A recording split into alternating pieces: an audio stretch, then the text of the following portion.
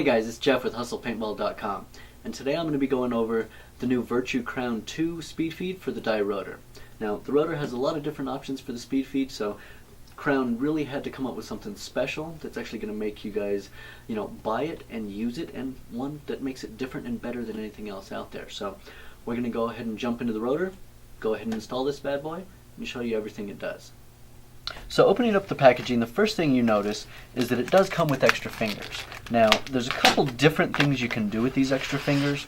Now, the main idea is that you can actually swap out these softer fingers with the longer, stiffer fingers to basically customize the rate of feed. So, for those of you guys who want it to be as fast as possible, you're going to use as many of the smaller, not as stiff fingers so that it gets a nice quick feed. For those of you guys who want a little bit more protection, do a little bit more dives, want to make sure that your paint's staying inside, you might want to go with more of the longer, stiffer fingers. Just a personal preference kind of thing, but you always have a handful of extras when you buy this. So, with that said, let's go ahead and open up the Rotor and get this thing installed. So, first things first, to get the speed feed installed is you need to take the top shell off your Rotor. So, lift the lid, pull that back latch, press the back button, top half comes off. You don't need the bottom half at all, so we can go ahead and flip this over.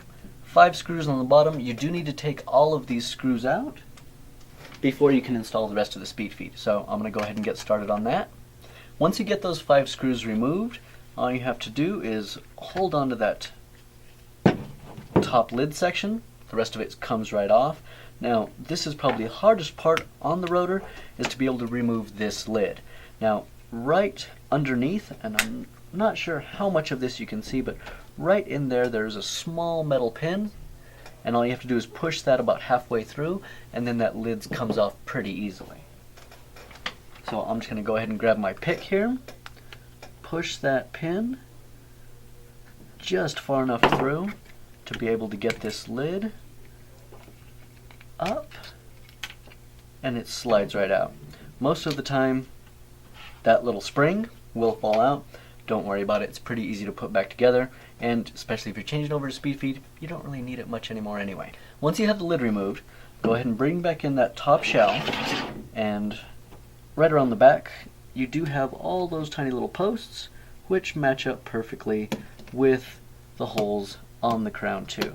So just make sure that all of those posts are seated inside one of the holes. Once that is done, the top goes right over that, and you can go ahead and get the screws back in it and get it thrown back on your Rotor. Alrighty guys, so everything's back installed. I went ahead and put all the stiffer fingers on it just to go ahead and throw a quick load in it, see how much abuse it takes before anything comes out. So, real quickly, let's show you what it does.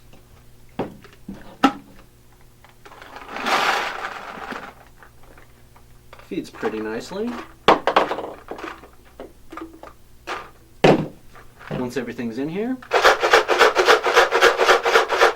they deflect a little bit, but honestly, normal day of play, sliding, running around, doing everything you normally do, you're really not going to lose anything.